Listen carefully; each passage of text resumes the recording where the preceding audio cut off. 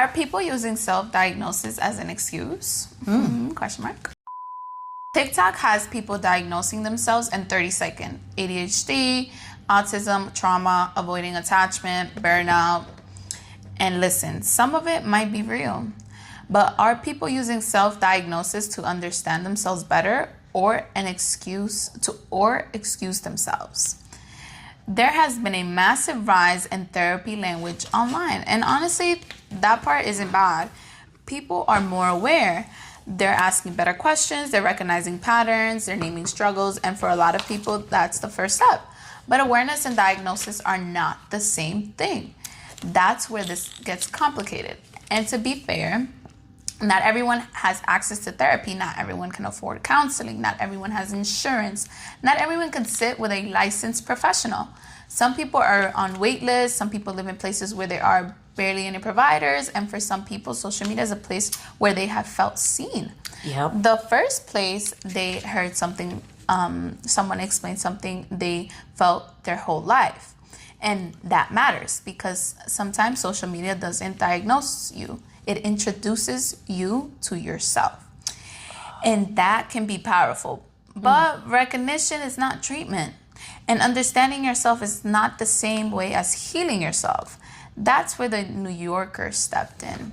They wrote about how people are turning some psychiatric labels into identities, not tools, identities. And that changes everything. Because once you stop saying, I'm struggling with this, and start saying, this is who I am, the label starts shaping behavior. It starts explaining everything and starts protecting itself. And now the diagnosis isn't helping you understand yourself. It's defining you. Ooh. Ooh. That's real. Damn, V, you came out here throwing jabs. All right. I can take it. Go for it. Yeah. So this is the TikTok problem we're facing. And we're seeing. And social media makes this even messier. A study from the University of British Columbia found that ADHD content on TikTok often misrepresents symptoms and made viewers more likely to self-diagnose. What does this mean? People aren't just learning, they're absorbing distorted versions of mental health and applying them to themselves. Sometimes correctly, sometimes not, but either way, it sticks. There is a huge difference between self-diagnosing and going to a professional. That's definitely a thing. A professional doesn't just tell you, here's the problem. They tell you here what's next to do. That's the difference. One gives explanation, the other gives intervention. One gives understanding, and the other one gives solutions. And solutions require work. Yeah. And this is where it gets dangerous because once you have a label, it can become protection. Protection from accountability, protection from discomfort, protection from change, not always intentionally, but subconsciously. What we don't address. That's just my ADHD. That's just my trauma. That's just who I am. There's no accountability there. And now some self-awareness can quietly turn into self-permission.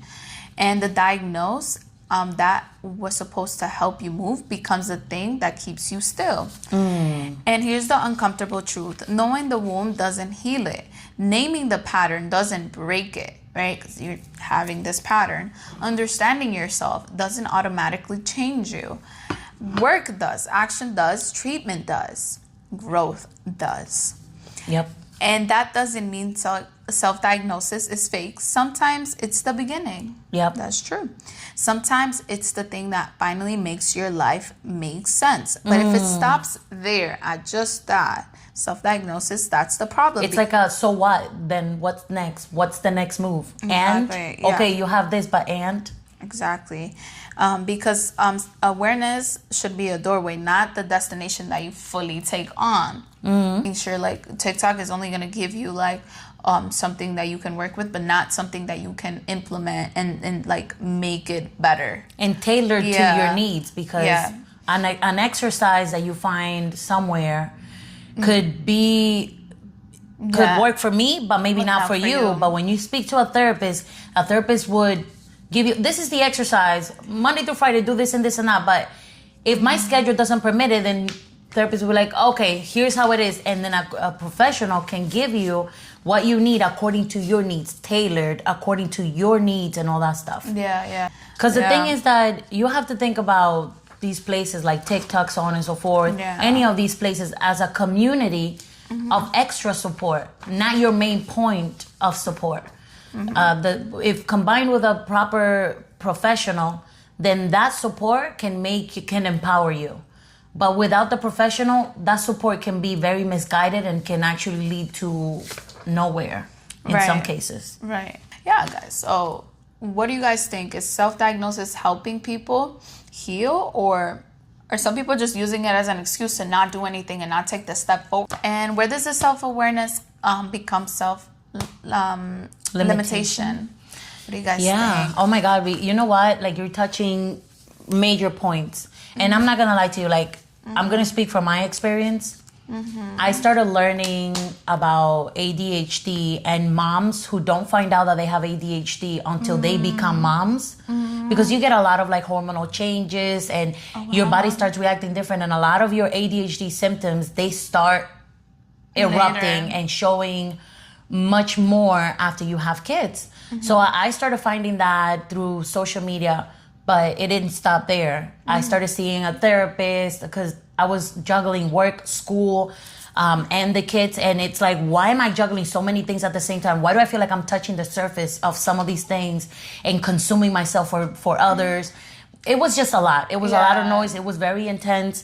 But seeing a therapist for 6 months who tailored all of my needs according to your lifestyle. From the perspective of ADHD, that helped a lot. Because any activity that my therapist provided was like, okay, I want you to do this, but they had in their mind, okay, she goes to school, she works, she has kids, so on and so forth. This is the schedule for that activity. This is how she can do it. This would work according to her needs, the background that she has, so on and so forth.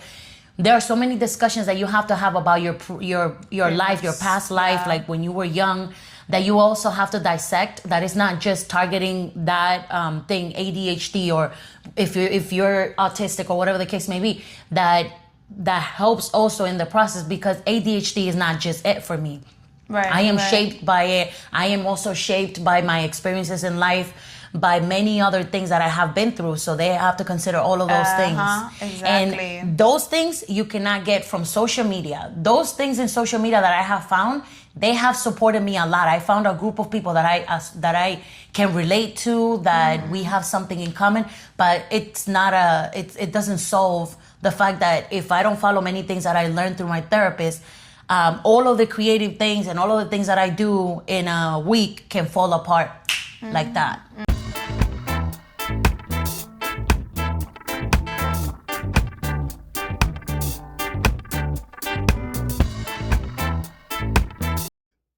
Hello, V. Hello. Hello. Hello.